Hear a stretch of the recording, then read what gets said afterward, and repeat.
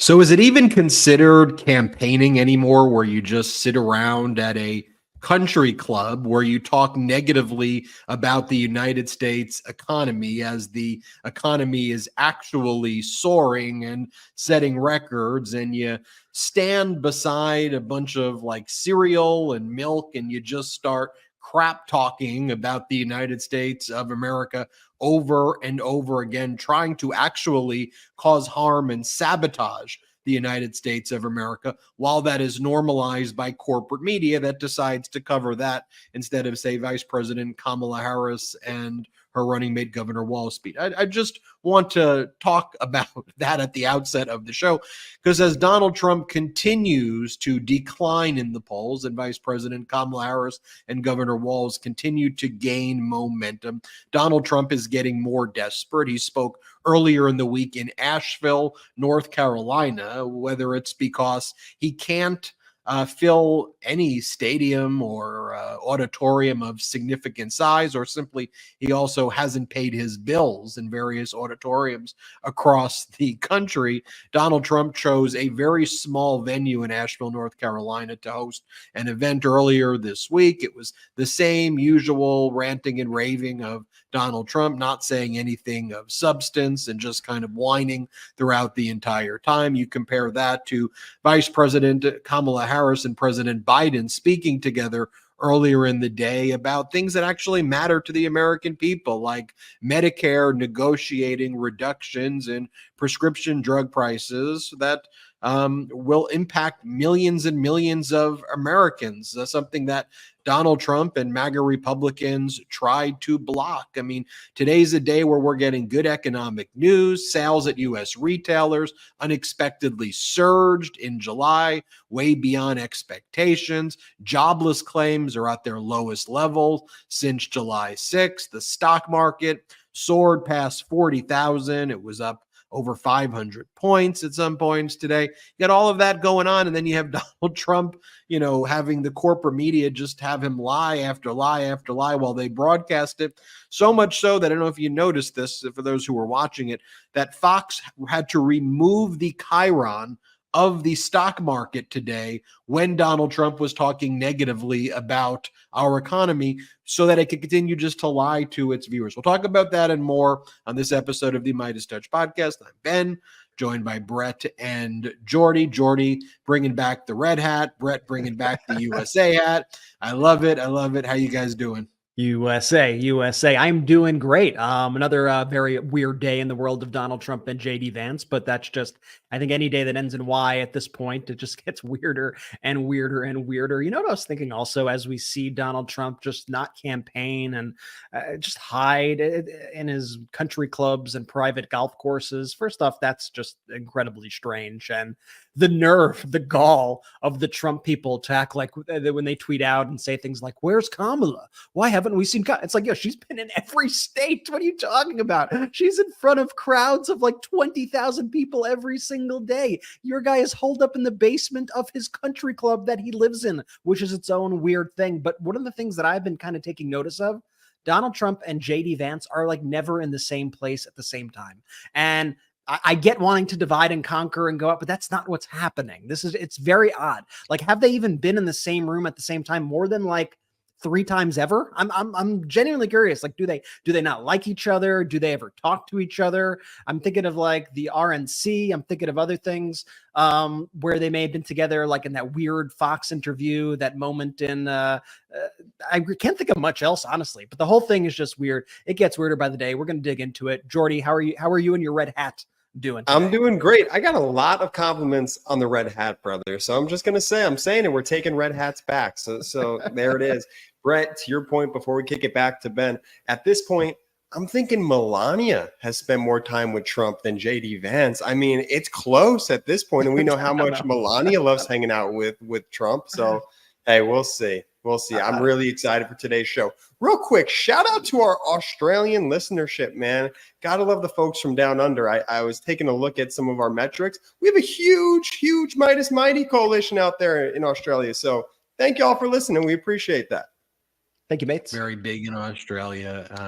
Thank you to all our supporters internationally as well. We're all united when it comes to supporting democracies, because, I know that this election has impacts and ripple effects across the world. Let's just take a look briefly at what went down during this bizarre press conference that Donald Trump held in Bedminster, the burial site of his first wife, Ivana, where he let these shrubs grow over it. Yeah. Donald Trump, why? So first off, the reason he's doing these press conferences is because he can't actually speak to crowds. And so his team tries to write him the script, and he never actually is able to even stick to it. He gets the corporate media to cover these things. We make the editorial decision here at the MeidasTouch Network that we will never run these things live. We need to look at the clips. We need to fact check what he's saying, and then we can show the clips, because to let him rant and rave like a lunatic on our digital channels is just, detrimental to our democracy. But let's just show you what went down with the appropriate fact checks. And here, Donald Trump says that Vice President Kamala Harris called him weird and called JD weird, and he says we're not weird. This is part of the press conference that Donald Trump's holding today. Here, play this clip. People very angry at her. I think I'm entitled to personal attacks. I don't have a lot of respect for her. I don't have a lot of respect for her intelligence, and I think she'll be a terrible president. And I think it's very important that we win. And whether the personal attacks are good, bad, I mean, she certainly attacks me personally. She actually called me weird. He's weird. It was just a soundbite.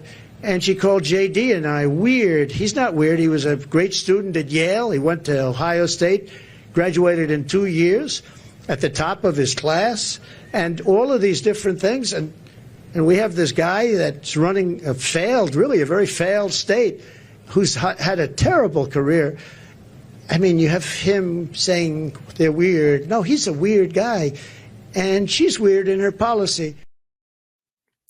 I mean, there's so much to unpack right there. He goes, I'm entitled to personal attacks. Then he says, I'm not weird, which is a weird thing to even say. This is economic speech. Let's remember, this is supposed to be a press conference on the economy, and it's neither of those things. It's an excellent point to just reemphasize. That's why we're all here, right? That's why he brought the press to come and cover this, so he could talk about his plans for the economy moving forward. But I don't think there was much economic talk. Well, it's the scam that he pulls in all these things. He doesn't leave his places. He doesn't leave Mar-a-Lago, or he doesn't leave Bedminster. He walks outside of his private country club, which is a choice, I will say, to talk about the struggles of the working man from right in front of your private country club or private golf course that costs hundreds of thousands of dollars a year to belong to. I'll say that is certainly a choice. And then to just ramble incoherently about random stuff. But it's a scam that works on the media, unfortunately, because apparently as long as you dub anything a press conference, they're going to show up with cameras. And he hand selects also the reporters who are going to be there. So the people there are his sycophants. So he has a little crowd who applauds for him. And then he has organizations like the Gateway Pundit and all these far right organizations that ask ridiculous questions like, how did you feel when God saved you on that fateful day? And crazy things like that. But CNN and well, we know Fox will, but a CNN airs it. They go, it's a press conference. Maybe Kamala Harris would just start calling her rallies press conferences, and maybe they'll start airing them one day. Well, it's a good experiment. One of Donald Trump's moves too, where he plays the press, is when he doesn't know the answer to a question, he goes, I'm going to hold a press conference on it. Very powerfully, very soon, I'm going to hold a press conference on it. And then he never holds a press conference on that topic. Remember, was it 2 weeks ago now? He said he was asked a question in the other press conference, I think, that he held. He was asked how he was going to vote on the Florida referendum about women's reproductive rights. And I'm going to hold a press conference on that. Okay, well, he doesn't do that. Remember back in 2015 or 2016, he said he was going to hold a press conference about how Melania got into the United States of America to answer all of those questions when he was spreading all the birther conspiracies. He never did that. He says he's going to hold a press conference. You remember during the debate with Biden, when he was asked a question, he said too, he's like, I'm going to do a press conference. You want me to do a press conference on it? I'll do a press conference on it. The guy has 3 to 5 moves. They're all stale. They're all weird. And it's just important that we call it out. But the corporate media eats this stuff up. So you notice that I see some of these reporters, Ben, that will say, breaking, Trump says he'll be holding a press conference to discuss his position on abortion. And it's are you really falling for this? Are we really doing this? How many times do you have to fall for this before you realize that it's BS? Come on. I watched the MeidasTouch Network once. I beg you. It's like when he files the notice of intent to file a lawsuit against the Department of Justice, and he'll like say, I'm going to sue the DOJ for $100 million for the lawful search of Mar-a-Lago that was done with probable cause with a search warrant. There's no basis to file a lawsuit, but he knows if he puts 100 million, because it's a headline grabbing number, the corporate media will be like, Donald Trump files $100 million lawsuit. And then when he loses the case, it doesn't really get any attention at all. Like, think about this. Remember when Donald Trump sued our friend Michael Cohen for like $300 million? And remember, he fundraised off it. I'm suing Michael Cohen $300 million for all of these things. And everybody wrote about it. And then the lawsuit started. So Michael Cohen's like, bet, all right, let me take your deposition. Then Donald Trump refused to sit for a deposition. Then when he finally couldn't delay any longer, he dismissed the case without prejudice. And then there was like barely a peep about that. Like, no one's like, the headline should be Donald Trump filed a completely frivolous lawsuit and he was scared as hell. And that's why he dismissed the lawsuit. But it never gets that coverage because the corporate media can be played so easily by fascists. And the MAGA Republicans have learned how to play the refs like that. And frankly, it's one of the reasons we need to revisit and rethink the media. It's what we're doing here. Okay, part of Donald Trump's economic press conference right over here. He claims that people don't know Vice President Kamala Harris's last name. And he says something like, you ask a man on the street, they don't know what her name is. Here, play this clip. So I don't think so. I don't think people know who she is yet. When people, because really people didn't know. You can ask the man on the street. I saw it on one of the shows today. They asked the man on the street, what's the last name of Kamala? Nobody knew. It's Harris. Nobody knew the last name. I don't even use it because nobody knows who I'm talking about. People don't know who she is. Again, it's just the most ridiculous thing in the world. Yes, people do know who she is. She's beating you right now. That's what's going on. So Donald Trump is also obsessed that she's on the cover of Time magazine. And he also is obsessed that it is a drawing versus an actual photo. The fact that it's a drawing bothers him so much. And so this is what he talks about in this as well. Here, play this clip. And when they find out, I think you're going to see something. But right now, even not knowing her, and with all of the cover of Time magazine, they didn't put a picture. They got a great artist to do it. What was that all about? What was that all about? The whole thing is crazy. What's crazy about that? What do you mean? What's that all about? Why is it a strange thing that there's an artist on Time magazine who did a cover? Just think about it this way. Donald Trump sued the people who do like the Nobel Peace Prize. Like he sued them because he was not the winner. That's who this individual is. I don't think there's anybody in the history of the United States who has filed more lawsuits and lost more lawsuits than Donald Trump. And just think about this too, in a day where we've learned as well that part of the reason why unemployment is low, why manufacturing jobs are soaring, they're soaring also in green sectors. If America could lead the world when it comes to, wind and solar and other sources of energy that work, and that are clean replacements that make our climate better, but also help our economy, we're adding hundreds of thousands of new jobs. Like factories that were shut down are now being revitalized. We've been to some of those factories, Brett and Jordy. I mean, Brett and I were in Pueblo, Colorado. We saw with our own eyes a factory that was struggling when Trump was in office that make the biggest wind turbine plant in North America. They're thriving, adding thousands of workers. And we see this repeating in Michigan, in Ohio. People are getting jobs, yet Fox and right-wing propaganda and corporate media are making people who benefit from these policies go against things that would give them their own jobs. Like, watch, this is part of Trump's press conference where he talks about wind energy is killing your birds and destroying the fields, the gorgeous field. Listen to what he says here. Play this clip.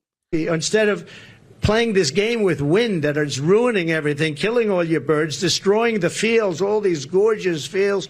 You got windmills all over the place, and you have birds. You want to see a bird cemetery? Just go under a windmill. You see thousands of birds dead. The bald eagle, if you kill an eagle, they put you in jail for years. And yet these windmills knock them out like nothing. And nothing happens to the people. Now, and Brett, you've done this before too, where you've transcribed what he's said, because when you actually read what he's saying also, it's clear how demented and psychologically disturbed and detached he is, even more than when you just kind of watch it happen. And I want to show you this other clip. So think about this. Think about if Vice President Kamala Harris and Governor Walz were giving a speech or holding a press conference. And I know the MAGA corporate media thing now is to say Vice President Kamala Harris doesn't talk to the press. She never speaks to the press. Over and over again, almost every day, she speaks to the press. She goes out, she answers their questions. She doesn't answer them in deranged ways. I mean, she answers the questions like a normal person. So sometimes there's not like a clippable moment where she says something like outrageous. She just answers the questions. It takes her 5 or 10 minutes to go through the questions, and she's all right, thank you. But imagine if she and Governor Walz were giving a speech and they said something like, 100% of all net jobs created are from migrants. Just think about that alone. Here, listen, Donald Trump says this, but just think if someone said 100% net anything, what was created, when it's clearly a false number. Here, watch this, and I want to talk about it. Play the clip. virtually 100% of the net job creation in the last year has gone to migrants. You know that? Most of the job creation has gone to migrants. In fact, I've heard that substantially more than beyond the number of 100%. It's a much higher number than that, but the government hasn't caught up with that yet. But virtually. Does anybody have any doubt that if Vice President Kamala Harris answered a question like that, that there would be 5 op-eds in the New York Times and other papers and everything saying she needs to go? If she just answered the question like that, that would be it. It's done. See you later. We'll show you in a little bit. She gave a speech today while Donald Trump was doing whatever that was, where she gave a very detailed presentation and explanation how a discrete policy that she and President Biden pushed forward together and Biden signed into law has allowed Medicare to collectively bargain for all the people who have Medicare to lower prescription drug prices, and how that has had a tangibly better impact on people's lives. No Hannibal Lecter, no craziness, no whatever. And the expectation is that she's required to do that, which frankly any politician should have to be able to explain things.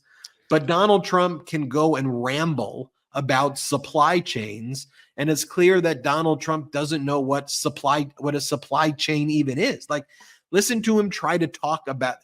I'm showing you these. I could show you dozens of other clips where he rambles about Kamala Harris. You get the point. You get it. Let me show you where he tries to talk about the economy. Watch this. Here, play this clip. We're going to bring back our supply chains to stop costly supply chain disruptions. We have tremendous disruptions. I have it all the time, and I think you do too. We order things, and I keep saying, well, when's it getting us? Sir, there's a supply chain disruption.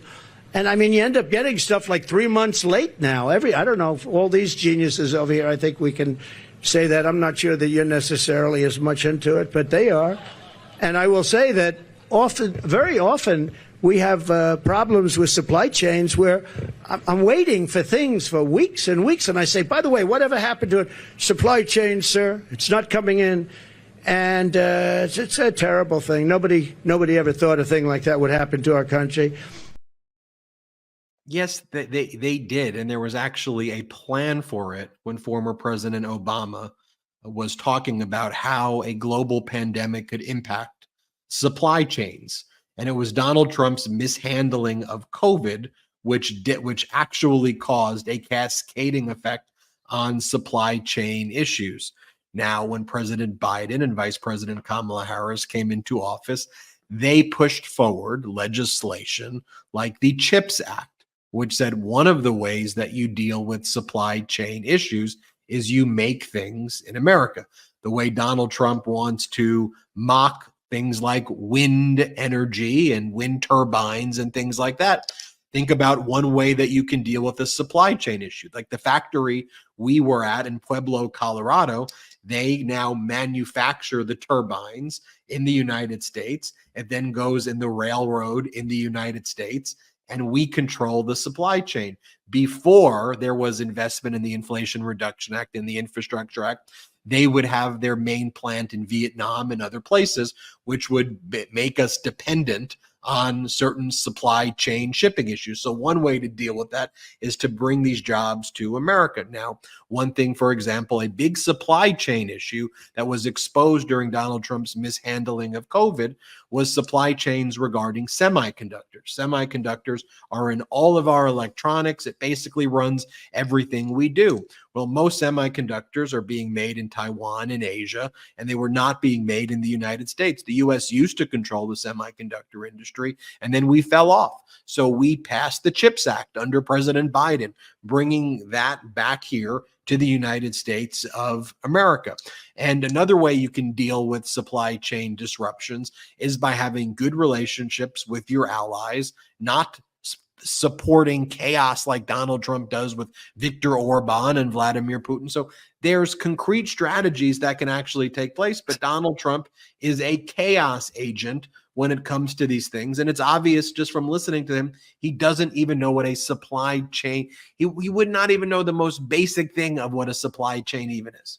But he said supply chain a bunch of times and rambled a bunch of words and said it's the worst thing to ever happen. So take him at his word for it. The whole thing is obviously insane. And what's a wild kind of hypothetical, which really isn't a hypothetical, is to think how far behind we would be as a country if Biden and Harris weren't in office and if Trump were instead.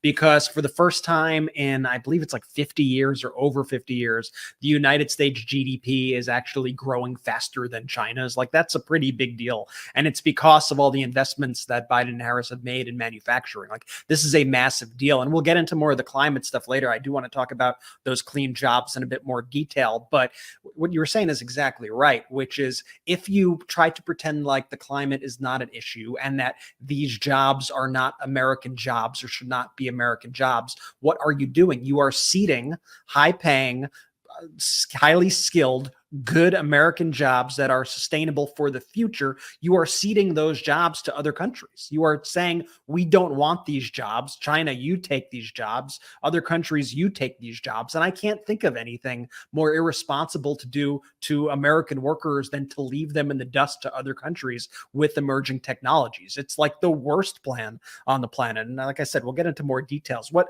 the thing I like about Donald Trump doing this, quote, economic speech today, and Trump also did an economic speech in a very tiny auditorium yesterday in North Carolina in Asheville, is that on Friday, I believe Kamala Harris is going to be in North Carolina, and she is going to be delivering her economic platform. And I assure you it's going to actually be about the economy, and I assure you it's going to be quite detailed, and her policies will actually be policies to actually help benefit the American people. I know that's a shock to the media when these speeches happen. We're already learning a few things. Like, we learned that Kamala Harris is supposed to be calling for the construction of 3 million housing units, expanding the housing supply. That's going to be one of the planks that she introduces. The reporting's like kind of really just coming out now. She's going to offer tax incentives for builders that construct properties for first-time home buyers. So definitely a focus on housing, making sure that first-time home buyers are able to live the American dream. We know that she's going to be targeting price gouging, which is obviously a huge issue and the major cause of inflation today as well. She's apparently proposing this down payment, $25,000 in down payment support for first-time homeowners, and has a lot of details with that plan. So these are like tangible things designed to help people and not just the ramblings of a lunatic. And so I think the contrast in Trump actually doing his today is going to benefit Vice President Harris so much when she does her event, especially, when she has detail and energy and stuff. The thing I noticed about this time around for Trump especially is it's far different than 2020. And I think it's even way, way, way different than 2016, which is, I think every time he speaks, he's actually hurting himself at this point. Every time he reminds people of why they dislike him. And I think people are just like, oh, like, I just want to live my life. Like, I don't need this. I don't need this guy in my ear. I don't need this rambling. Like, enough is enough. I'm ready to move on. And so I think actually the more people see him in some ways, like sometimes the better, because they're just so repulsed by him. Jordy. No, I couldn't agree more. And I just want to add on to that. That's why this whole fallacy around the America First movement is a Republican MAGA movement. Their idea of America First is solely baited in xenophobia and like hatred, for our neighbors. But if you really look at it, America First couldn't be more, of a larger platform than the Democrats are pushing forward. How do we keep jobs here in America? How are we making sure that citizens who are below the poverty line are able to live so they don't have to live paycheck to paycheck? Jordy, let me this contrast off your point, just to piggyback off what you're saying, because you hit on something. Think about the slogans of the two campaigns, right? Mm-hmm. You have "Make America Great Again." That's we're looking at it back in the past, right? We want to bring America back to this old time. And we are not going back. Those are two very distinct messages. Yep. One is a message about the future. One is a message about bringing America backwards. And I think that contrast is actually quite powerful and is one of the geniuses behind Kamala Harris's campaign slogan and the campaign's message. Also, their messaging of mind your own business. Mind your own business. And I know we got the bracelets right now on store.MeidasTouch.com, right, Jordy? Is that ready to go? It's a little dicey, B. I don't know if they're live just yet, but we do have some excellent gear up there. I tease it too early, so people are going to have to wait for it. Too soon. Please leave the marketing to little bro. It's my domain. Did I reveal? If the bracelets were live and ready to go, I'm still working on a few things to make sure they're as accessible as possible for our folks. So, However, we do have the Mind Your Own Dad Business t-shirt and the Kamala t-shirts and the We Are Not Going Back shirts, the Vote for the Prosecutor, Not the Criminal shirts, the mugs, the Childless Cat Lady gear. And you can get all that at store.MeidasTouch.com. Then we're going to have to make you sign an NDA or something. I don't know. I'm just revealing all the I'm revealing all of our secrets. We'll be right back after this quick break, and we've got a lot more to discuss. We'll be right back. Hey folks, let's talk jeans for a sec. I recently grabbed a pair from The Perfect Jean, and let me tell you, they're like the unicorn of jeans. I mean, they fit like a dream, look fantastic, and are so comfy that I sometimes forget I'm wearing pants. And yes, this is an ad, but trust me, these jeans live up to the hype. Now, picture this. 700,000 pairs of men's parts rescued from bad jeans. That's Tupper Dude, the hero. The Perfect Jean. Say goodbye to those stiff cardboard denim nightmares and hello to comfort that'll make you wonder why you ever wore anything else. These jeans fit like they were custom made for you, stretch like you wouldn't believe, and look incredible. The fabric is as soft as a baby's bottom, no babies involved, promise, and tough enough to survive, well, anything. What's even better, the Perfect Jean has a size for everybody out there. With 6 fits from skinny to thick, waist sizes from 26 to 50, and lengths from 26 to 38, there is a perfect pair waiting for you, whether you're a short king, thick daddy, or somewhere in between. And for a limited time, our listeners get 15% off their first order, plus free shipping at theperfectjean.nyc. Just Google The Perfect Jean and use code MeidasTouch15 at checkout. That's MEIDAS15 at checkout. I've always struggled to find jeans that fit well without feeling like a straitjacket. These jeans are like a second skin. Stretchy, comfy, stylish. Honestly, I kind of feel like I'm cheating. Like, no jeans are supposed to be this comfortable and look so good. I've been getting compliments left and right. They really nailed the perfect fit. Guys, it's time to stop crushing your parts in uncomfortable jeans. Head over to theperfectjean.nyc. Our listeners get 15% off your first order, plus free shipping, free returns, and free exchanges when you use that code MeidasTouch15 at checkout. That's 15% off at theperfectjean.nyc with promo code MeidasTouch15, MEIDAS15. After you make your purchase, they'll ask where you heard about them. Please let them know that we sent you. Forget your khakis and get The Perfect Jean. Hey everyone, I want to share something that's really made a difference for me when it comes to enjoying a night out with friends. It's called ZBiotics Pre-Alcohol. Pre-Alcohol is the world's first genetically engineered probiotic. It was invented by PhD scientists to tackle rough mornings after drinking. Here's how it works. When you drink, alcohol gets converted into a toxic byproduct in the gut. It's this byproduct, not dehydration, that's to blame for your rough next day. Pre-alcohol produces an enzyme to break this byproduct down. Just remember to make ZBiotics your first drink of the night, drink responsibly, and you'll feel your best tomorrow. Every time I have pre-alcohol before drinks, I notice a difference the next day. Even after a night out, I can confidently plan on hitting the gym, enjoying a brunch, or just getting some important work done without worry. I'll be honest, I was a bit skeptical of ZBiotics at first, but then while hanging out with my friends at our favorite bar downtown, I decided to give it a try, and let me tell you, it really works. The first time I tried pre-alcohol was during a friend's wedding weekend. I had my first drink of the night, a delicious old-fashioned, by the way, right after taking ZBiotics. The next morning, I was up early, feeling great, and ready to join the rest of the wedding party for breakfast and activities. It was a total game changer. With vacations, weddings, birthdays, and reunions, there's so much going on this summer. Get the most out of your plans by stocking up on pre-alcohol now. Go to zbiotics.com/Meidas to get 15% off your first order when you use Meidas at checkout. Pre-alcohol is backed with a 100% money-back guarantee, so if you're unsatisfied for any reason, they'll refund your money, no questions asked. Remember to head to zbiotics.com/Meidas, MEIDAS, and use the code Meidas at checkout for 15% off. Thank you, ZBiotics, for sponsoring this episode and our good times.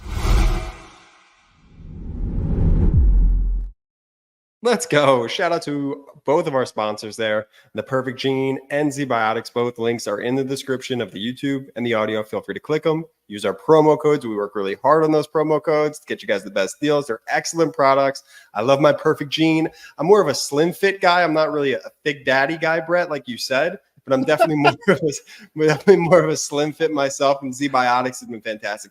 Do me a favor. If you've used those products, just drop in the comments right now. Let people know, how comfortable the Perfect Genes are. Let people know how great the ZBiotics are. Ben, how about you? You more of a slim fit or a thick daddy?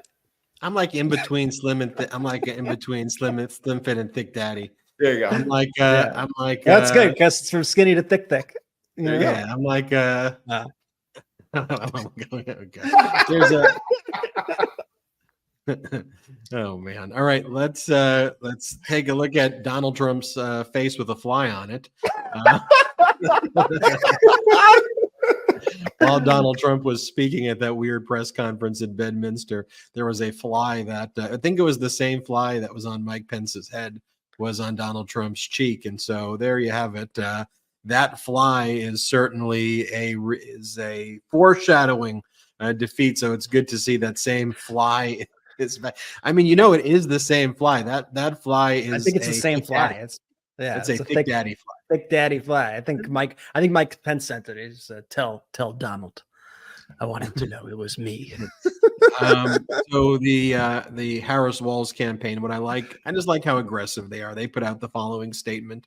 They said, "Statement on Trump's whatever that was at his country club. Donald Trump huffed and puffed his opposition to lowering food costs for middle and working class Americans and prescription drug costs for seniors before pivoting back to his usual lies and delusions. No surprise, Trump doesn't want to defend his agenda that would raise costs for families by $3,900 a year, cut Social Security, and eliminate the Affordable Care Act. Also, he can give his rich donors tax breaks. The American people cannot trust a word Donald Trump says, but they can trust Vice President Kamala Harris, who has spent her life taking on fraudsters, cheaters, and criminals like Donald Trump to make our country safer and lower costs for the middle class." I like that they are not mincing words. I mean, by the way, Donald Trump said over and over again that he was going to bring, he has a record, right? We know how he dealt with COVID. Right. We saw the disaster where Donald Trump stood there during his press conference and bragged about the ratings from his press conferences during COVID while he told people to inject bleach in his arms. That was the origin story of the MeidasTouch network, that we were watching those things. And Brett, Jordy, and I were just like, okay, we got to do something. I don't know what it is, but let's just start. You can't gaslight us about this because that's why we started this thing. Like, because we were watching going, what the F is going on? And why are people treating this like it is normal? What is happening here? And so we were like, we have to say something. Like Donald Trump can say no tax on tips, but guess what?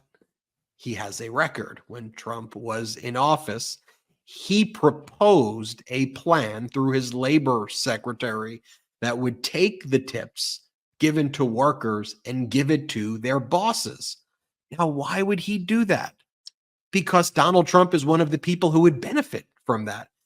It took an amendment to an omnibus bill to stop the Trump administration from stealing the tips of service workers and giving it to their bosses. That was Donald Trump's interpretation of the Fair Labor Act. So we have his record there. We know that when Donald Trump was in office, he promised an infrastructure plan.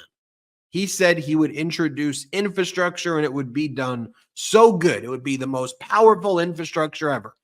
He did not introduce it. He said it would be coming in 2 weeks, 2 weeks, 2 weeks. It actually never came. We have a record of that. On the other hand, Biden and Harris got an infrastructure bill through Congress where now there's close to 50,000 infrastructure projects going on across the country that all these shameless Republicans who voted against it want to take credit for this opening and that being built and this happening and that happening. They want to be there for the ribbon cutting of things that they voted against. Then when it comes to healthcare, Donald Trump said that he had a beautiful, big healthcare plan that was better than Obamacare, better than the Affordable Care Act. Then Donald Trump showed up to interviews with a binder of blank pieces of paper stacked up.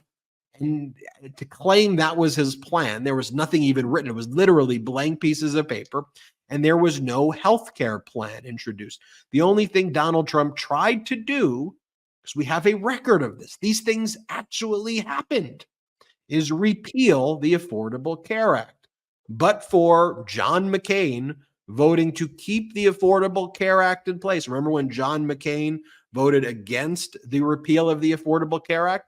Had Trump got his wish, your health care would have been taken away from you. So we have Donald Trump's record there.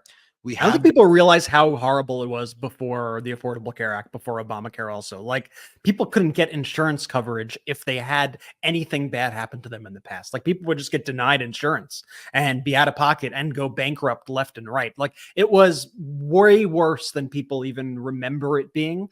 And the fact that the main Republican policy is to destroy the Affordable Care Act, and they have no idea about how to patch the gaps of it, and they have no plan whatsoever. Like, that should be an even bigger controversy. It should be. Donald Trump promised these factories in Michigan, in Ohio.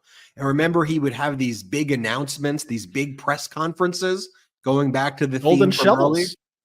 What'd you say? He had golden shovels at the factories. Golden in Wisconsin, shovels, remember? factories, and then the factories would never get built.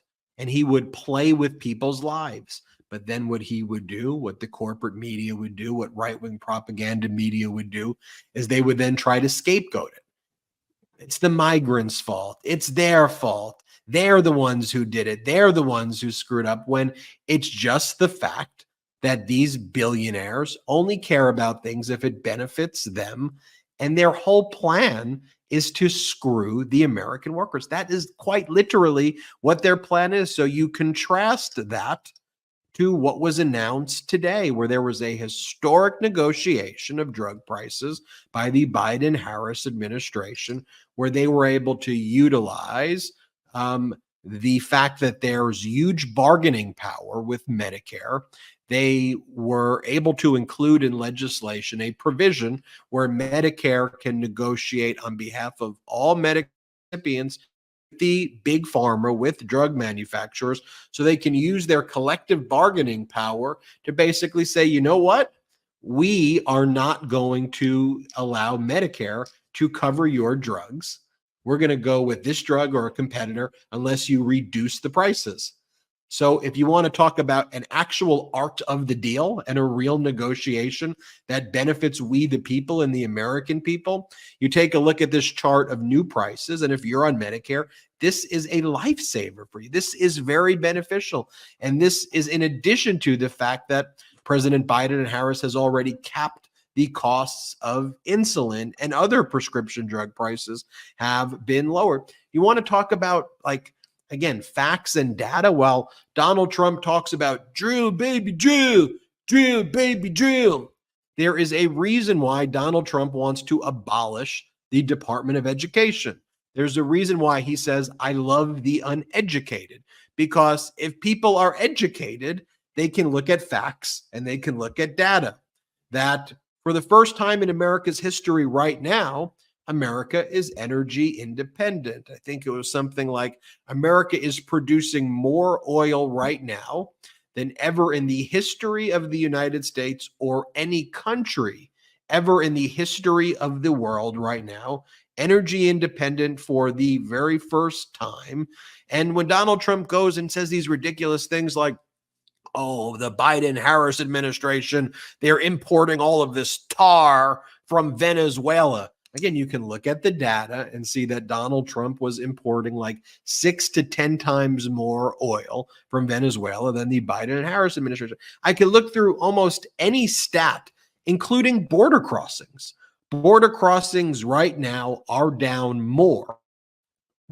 Trump administration right now. Now, President Biden and Vice President Kamala Harris thought about this crazy idea called bipartisan solutions, where they had a Republican conservative from Oklahoma lead the negotiations of a bipartisan border deal that was agreed to in principle.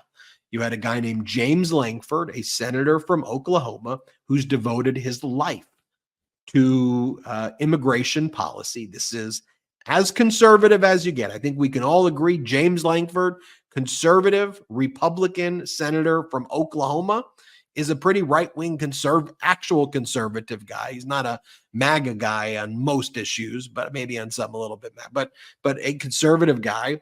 And then Donald Trump said, no, we don't want a bipartisan border deal because we want to create chaos at the border. And Trump said, blame me. Trump said, that's a winning issue for me. I want to run on chaos. The same way Donald Trump attacks the Federal Reserve Chairman right now and tries to prevent Chairman Powell from reducing interest rates. The same way Donald Trump was talking about, as I mentioned at the outset, he was talking about a Great Depression happening in the United States. Meanwhile, the economy is in one of the strongest positions it's ever been. Do you have any doubt, the viewers, the listeners, that Donald Trump would be happy right now if the economy tanked? He, Fox, the Republicans get jolly when there's a day where the stock market does bad. Why? It's simple. Occam's razor. Sometimes the simplest solution is the answer. Their whole plan for power is if there's chaos, if there's hopelessness, if there is depression, if there is sadness, then they come along and they say that it requires a strong man who's going to come and fix it all. And that's what you need to do. You need to surrender your agency to a dictator. And that's why they want to create chaos. 2 years ago, they tried to create a run on the bank.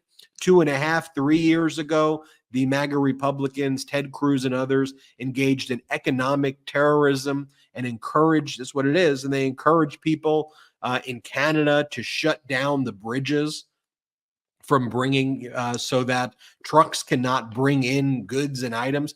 We've never had in American history a situation where you've had, other than now, a political party, now it's the Republican Party, that's goal is not to present a competing vision for America. Their goal is affirmatively to try to sabotage our country from within, to cause harm, to prop up an authoritarian, and to remove the Constitution. Meanwhile, Donald Trump sends emails where he's plastering his name on the American flag.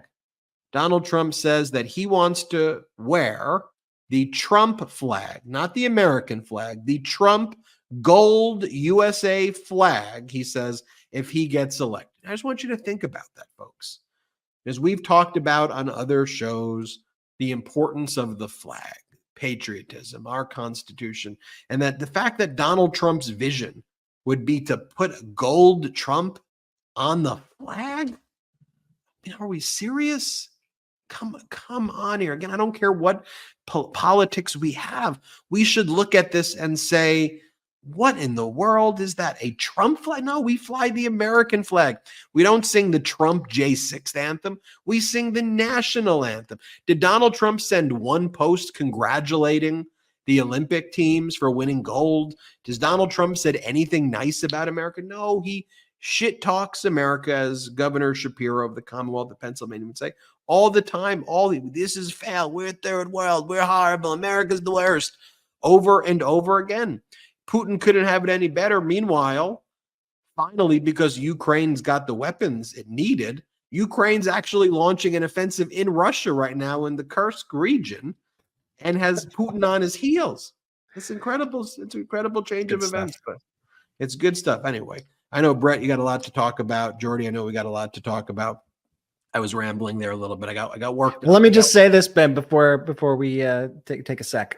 That's the power of hope. And that's why the message of joy that Kamala Harris has from her campaign and Tim Walz, that I think is why it's resonating so much, because Donald Trump, for the last, I was going to say 4 years, but really for the last 10 years, his entire mission has been to depress people. His entire mission has been to tear people down, to make us all miserable. And now for the first time in a while, people are feeling joy. You see it when you go out, you see it at events, you see it at stores, you see joy. When Kamala Harris speaks at those events, when you see people with their cell phones out like it's a Taylor Swift concert, you see joy. And the difference between a Kamala Harris event and a Donald Trump event could not be more stark. And that is a potent emotion. It is a powerful emotion. And it is the emotion that is needed, quite frankly, to defeat this authoritarian streak in Donald Trump. You're right, Ben. We got a whole lot more to talk about, and I'm excited to get right to it. And you better not go anywhere, because we're going to be right back in just a few.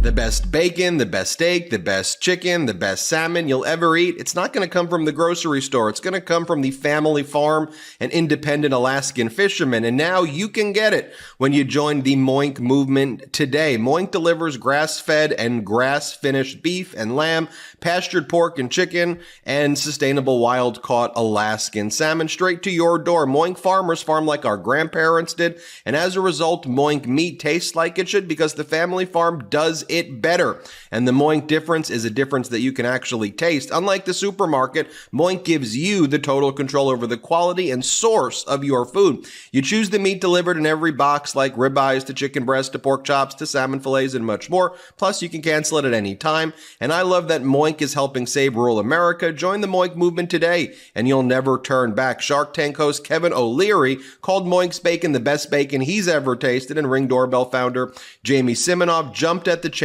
to invest in Moink. Plus, they guarantee you'll say, oink, oink, I'm just so happy I got Moinked. I know I do, and you will too. Keep American farming going by signing up at moinkbox.com/MeidasTouch right now, and listeners of our show get free hot rolls in your first box.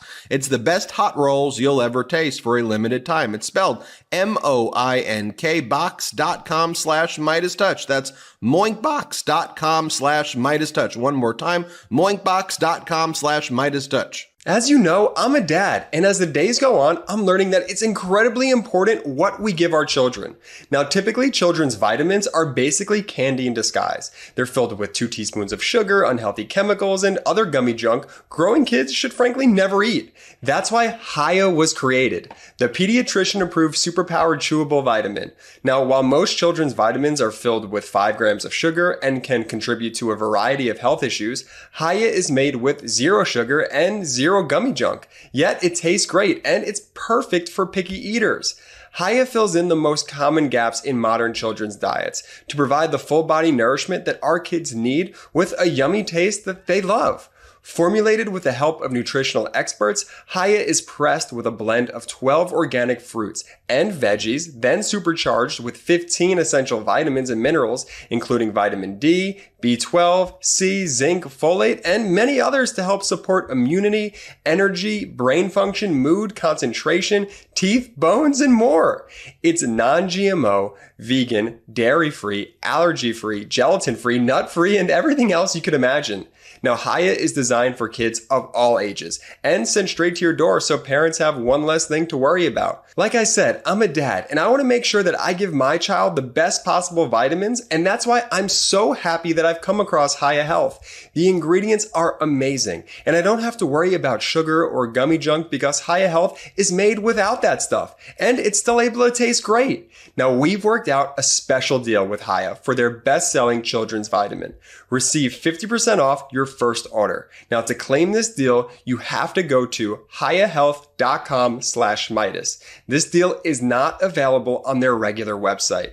Go to hayahealth.com/Meidas and get your kids the full body nourishment they need to grow into healthy adults.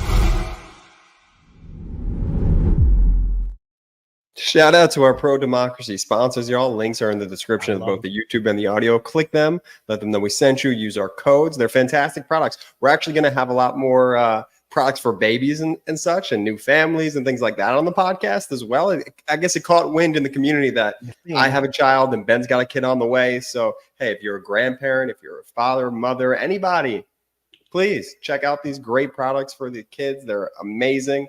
And Moink, new offer there with Moink, those hot rolls. Those sound really good. I know, Ben, you had some of them and you love them. So definitely check it out. Let them know we sent you. Real quick, before we jump back into it, Brett, because I just want to emphasize your point at the end of that. The Democratic platform right now with Harris and Walz is truly all about hope and joy. And then on the opposite side of that coin, you have the MAGA agenda, which is just simply mayhem and misery.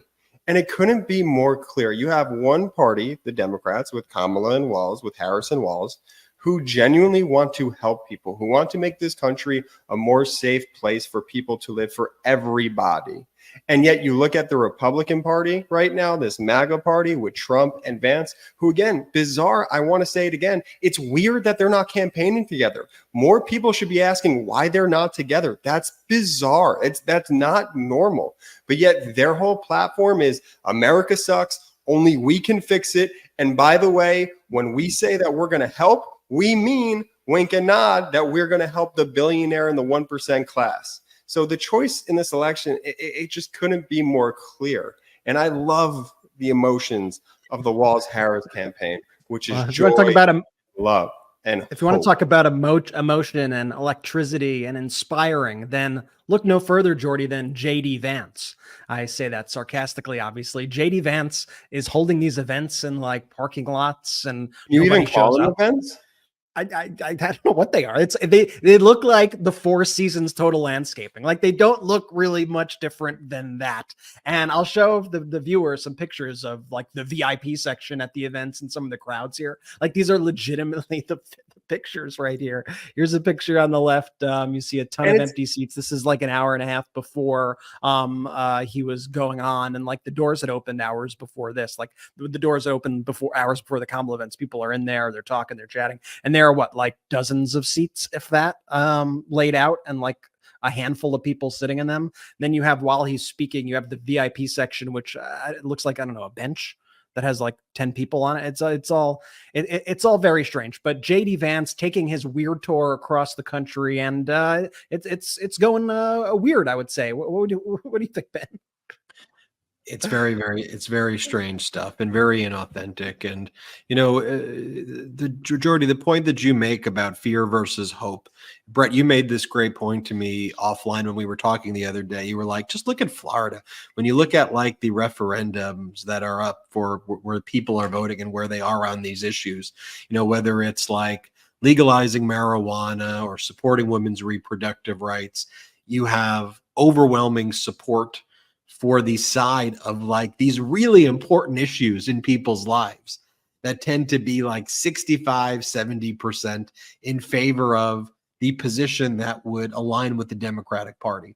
You don't even have to look at referendums. I mean, just look at issues in general, whether it's gun control, whether it's climate, which you'll talk about in a little bit, whether it's wages, whether it's the role of unions, whether it's how we treat our veterans, whether it's paid family leave, whether it's education, whether it's healthcare, women's reproductive rights, LGBTQ plus rights. You go through all of these issues, 75% of Americans support the Democratic position. So Jordy, how do you get it so that these elections are close or people are voting against their interests? Fear, hate, lies, division, culture wars. Talk about the green M&M and Dr. Seuss, and they're coming for your dishwashers. They're coming for your meat. They're coming for your guns. They're coming for this. Scare people, say socialism, communism, Marxism. You don't even have to even describe it. Just start saying, use the boogeyman language over and over again. That's how you get in Florida. I'm not going to vote to legalize cannibalism, but I'm going to vote for Jeffrey Dahmer. Wait, these things seem quite incompatible. I don't understand. And you see that in a lot of these polls, like Ben said, where you have like 70% support for abortion rights and legalizing marijuana. And then those same people, not nearly in those margins, are voting for the people who actually want to take away those rights. And you're like, and that's part of this authoritarian playbook. It's a part of the MAGA playbook. It's why Fox exists, quite frankly. It's why they say the crazy things they say. But let me build on that, because it's also cheap, right? I don't want to make light of those emotions, because those are awful things to feel, right? When you're scared, when you're feeling miserable, when you're terrified, when everything is doom and gloom. But that's an easy emotion to invoke out of people, right? That's an easy emotion to really make somebody feel, because all you have to do is really start to talk negatively, right? You don't really need to root anything in facts, just base everything in fear. That's why, though, with the Harris-Walz campaign, genuine joy and emotion and hope is such a difficult emotion, quite frankly, to harness, right? You could do it in an inauthentic way and it won't come off nearly, as helpful or as impactful. But what Walz and Harris have been able to do is provide people with genuine joy and hope for a brighter future, because nobody wants to go back to what Donald Trump, had led us through during the periods when he was elected. And so when you're able to actually combat all that mayhem and misery from MAGA with genuine joy and hope, I mean, the sky's the limit of the mountains that you could move. And I think we're seeing that. One of the things that Zelensky was able to pull off at the beginning of the war, when Ukraine was unlawfully invaded by Russia, is Russia did its normal propaganda campaign, and Zelensky was able to point out each step of the way what was happening. And so when Putin would say, Ukrainians are Nazis, or Ukrainians are this or that, Zelensky was 2 steps ahead. It's almost that same playbook in order to how do you combat propaganda that I see Vice President Kamala Harris and Governor Walz's team using as well, getting ahead of Donald Trump's press conferences and saying, here's what he's going to say, here's what he's going to do. And then when he does it, say, here's what he did, here's why he did it, and what are they trying to cover up here, and frame these issues, and then they can communicate it. The problem with President Biden, while I thought Biden's done an incredible job at the tasks for which he was hired, we have to recognize there is a communications battle and a communications war that's taking place, and you just have to have this rapid response made for 2024 in this specific moment. And I wish that wasn't so. I really do. I wish that wasn't required, but it is clear to me that Vice President Kamala Harris and Governor Walz are made for this moment.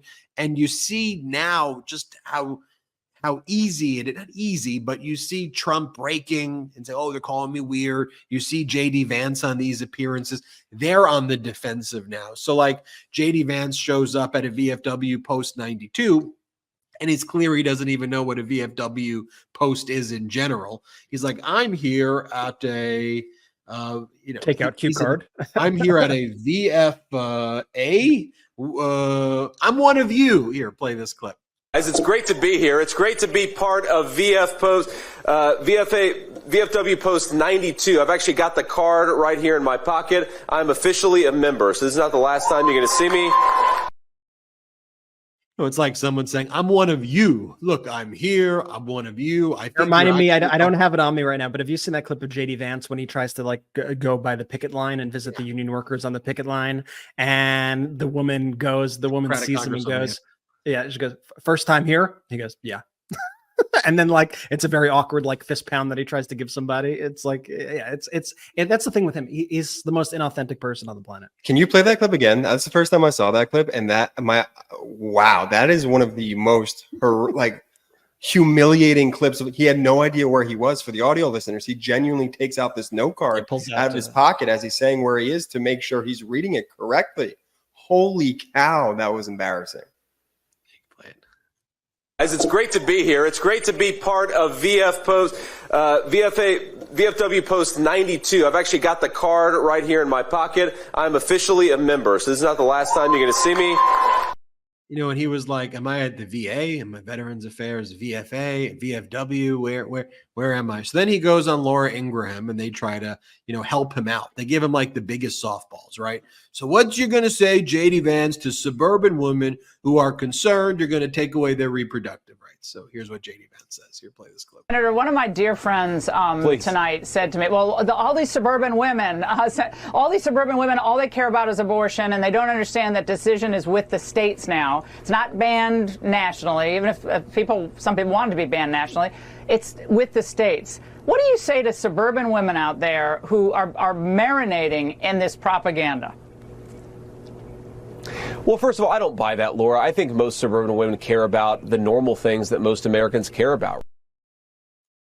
All right. So he's saying there that suburban women don't care about normal things, that it's not normal if you're caring about women's reproductive rights. So she tries to give him the answer, which is a completely outrageous answer to give, right? She's feeding him the answer. And her framing is insane. Let's start off there.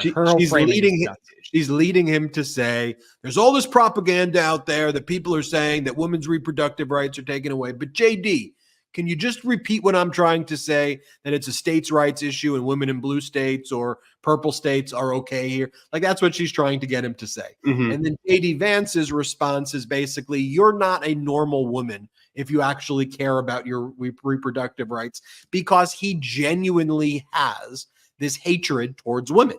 Like, that's his view. He can't stop that from showing. And then this clip of him from 2020 surfaced where he was talking to a podcaster where he goes, the main purpose of postmenopausal female is they need to help raise their grandchildren. This is an area where like JD Vance has quite literally spent the last 4 years saying the most horrific and weird things and misogynistic things about women. Just play a small portion because he goes on for like 3 minutes about his philosophy on postmenopausal females. Here, play this clip. And you can sort of see the effect it has on him to be around them. Like, they spoil him. There's sort of all the classic stuff that grandparents do to grandchildren. But it makes him a much better human being to have exposure to his grandparents. Well, I don't know. And the evidence on this, by the way, is like super clear. That's the whole purpose of the postmenopausal female in theory. Did your in-laws, and particularly your mother-in-law, show up in? So can we just say this? This is what Governor Walz says. And we've made merch that says this. Just mind your own damn business, JD. Just stop it. Stop it. And this is when Governor Walz describes this as weird. It's dangerous. It's misogynistic. But when he goes, it's weird. What's weird is like, why are two men having that conversation at all? Like, that's a weird conversation to be having. Then they're sitting around. You know what we should do too? Let's take away condoms. Let's take away contraception. You know what else would be good? IVF, which has been like a lifesaver for so many people. Yeah. Let's make rules that says the frozen embryo is the same as a human, and then you can get the death penalty. How about that? Yeah, you get the death penalty if a frozen embryo is destroyed, and then you and then you're treated like a murderer. Oh, great idea, JD. Yeah, man. Okay, I've got a good one. You know what we really need to be talking about? We really need to be talking about an Algerian boxer's vagina. Okay, like what we really need to be talking about is, did you see the Algerian boxer? What is the president going to do about the boxing federation involving an Italian boxer and an Algerian female boxer? Yeah. Well, let's actually just let's spend our time talking about that. I mean, we did a whole video on this thing, the weird GOP, where you have like Tucker Carlson as people, testicle tanning. We need to, they're coming for your dishwashers, and the green M&M. She used to be really sexy. Yeah, did you know the green M&M was like a real sexy M&M? Oh, and now they're making her less sexy. Yeah, they're making her legs a little less long. Oh man, really? With the green M&M, she was really sexy. I mean, they have these. When Governor Wall says they're weird, those are strange conversations that they're platforming and having all the time, and it's just like, let us be happy, let us live our lives. Stop it. Just stay away from us with that weirdness. And then finally, Brett, I'll pass it over to you on when it comes to climate. It's like climate change is a real thing. Okay, we need to address it. We need to talk about it. When Donald Trump has been like, you know what? Maybe climate change means that we're going to have more beachfront property, and that's a good thing. No, it's not a good thing, and it doesn't give you more beachfront property. By its very own terms, it takes away the beachfront property and will sink your freaking Miami and all of these places. So it's not going to be a benefit. And let's just address with and deal with these issues. You know what we really need to do? Horse tranquilizers, and maybe we should inject ourselves with horse tranquilizers. It's these people's views, Brett. But give us a climate update before we go. Yeah, like we were saying earlier, the thing with these policies also is like they're bad for Americans. Okay, it might be good for big oil to push this stuff. You might be saving their pocketbooks, their bank accounts, or whatever. But it's bad for Americans, and it's bad for American workers. And so it's such a con job by Donald Trump, by JD Vance, by this Republican Party, because when you see the actual hard data, and more importantly, when you see actual people being put to work on technologies for the future, you're like, oh, that's how things are supposed to be. And then you get reports like this report that I think is like super important for us to highlight here. This came from Climate Power, that's talking about the clean energy boom of the past few years. The 2 years since the Clean Energy Plan was signed into law in August 2022 by President Biden, companies have announced or advanced 646 new clean energy products, creating 334,565 new jobs and driving $372 billion into new investments across 47 states. Trump wants to undo all that. Like that's the thing that we need to make clear. Like he wants to take all this away, which would take most of these jobs away. And I thought someone who made like the most brilliant point about these jobs was this writer, Greg Sargent in the New Republic, who does a really great job. He used to work at the Washington Post. He's at New Republic now. He writes really good columns. And his point is that when you take away these policies like JD Vance and Donald Trump want to do, you are hurting the people that Donald Trump and JD Vance are trying to say they are helping. Many of these jobs are in the heartland of America. I'll pull up right here the clean energy states that are receiving the most jobs here, the most projects from this clean energy boom initiative by President Biden, by Kamala Harris. You got Georgia, New York, Texas, Michigan, Kansas, Nevada, South Carolina, New Mexico, Arizona, Ohio. Those are the tops in order right there. What Sargent says is that the Climate Power report finds that many of these jobs, mostly manufacturing and wind, solar, batteries, EVs, are concentrated in Trump-friendly areas. More than 100 such projects are located in rural communities, potentially totaling over 50,000 jobs. Most projects are in GOP-controlled House districts, nearing 200,000 jobs. I know a lot of these clean energy plants and stuff, like one of the big ones I know is like in Marjorie Taylor Greene's district. She rails against these projects. It's given jobs to her constituents. It's such a it's such a self-defeating move by these politicians that is just so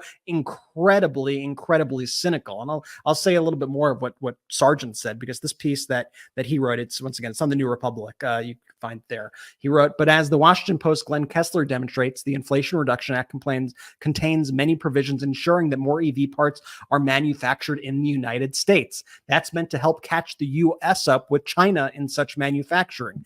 Kessler shows that the Inflation Reduction Act is creating large numbers of these jobs in the U.S., and this Climate Power report underscores that. Trump would repeal the whole climate agenda, which would hurt progress in the very places Trump and Vance rhapsodized about. While it's unclear exactly how many of the projects and jobs that would cancel, it's likely to roll back many of them. So if you want to be a jobs president, if you want to be leading the country towards the future, once again, we're talking future versus the past. These are the kinds of initiatives. It shouldn't even be like a political thing. It should be, let's look at the data. Let's see what's best. Oh, these are good for the environment. Great. Does it help us get jobs? Yes, it does help us get jobs. Does it prepare us for the future? Yes, it does prepare us for the future. It checks every box except line the pockets of oil executives. That's where we're at right now. But we're all in this together, in this future forward message right now, this future mindset. And I think, we all ultimately, wherever we see Donald Trump at one of these press conferences, we all in our mind are like, oh, we got to hear this guy again. Like it's the same old crowd. He's saying the stock market's going to crash. He said that in 2020 also. Like, he's saying the same old things. It's the same old boring show every single time. And I know, I know we're tired of it. I know you're tired of it too. But that's why we got to keep highlighting this stuff. And like I said, at this point, I think the more folks hear from both candidates, I think actually the better for democracy at this point, because the contrast is so stark. The messages are so different. Then you're a big part of moving this country into the future. You play a very, very, very big role in that. I want to remind everybody about our new merch. I'm sorry if I revealed a corporate secret about what about the hypothetical bracelets that we're releasing. Store.MeidasTouch.com, but make sure you get all the other gear that we've got. Some real great stuff, and it's selling out quick, so check that out. And also Patreon.com/MeidasTouch to help support the growth of this independent platform. We don't have outside investors, so it's one of the ways we build. Jordy. Real quick, before I actually sign us out, I have a call to action for the Meidas Mighty. Look, we're looking to grow the audio of the MeidasTouch podcast. We're releasing daily hits on there. So when you're not getting this long form brother podcast feed, we have about 4 different audio podcasts going up every other day when we're not doing this one. So please make sure you're subscribed, and please make sure that you hit 5 stars and leave us a comment and a review. You might think you're doing the right thing by leaving us a 4-star, but trust me, it really helps us out when you leave that 5-star, leave a positive comment. If you like the show, I'm asking you to do that. It would really mean a lot. We're trying to grow that audio. Make sure you're subscribed. Thank y'all so much. We're all in this together. And as always, shout out to the Meidas Mighty.